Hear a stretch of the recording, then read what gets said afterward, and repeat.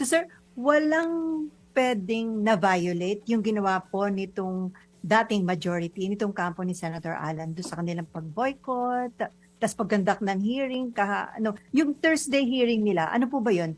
We can consider that legit?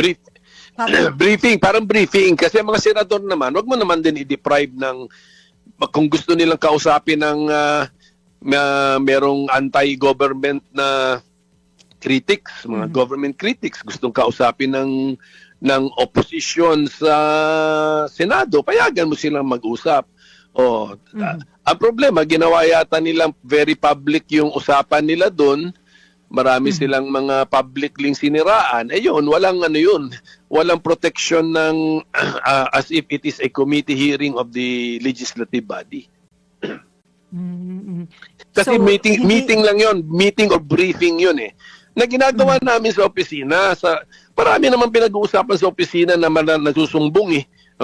Mayroon kang pupunta sa iyo, makiki-meeting sa iyo, magsusumbong about somebody else. Sinisiraan din niya yung somebody else, pero kayong dalawa lang o yung private meeting lang doon na napapag-usapan yun. Hindi naman bino-broadcast yun sa internet, dili na live coverage. Yun na. Yun na yung posibleng magbunga ng ibang mga controversy or action.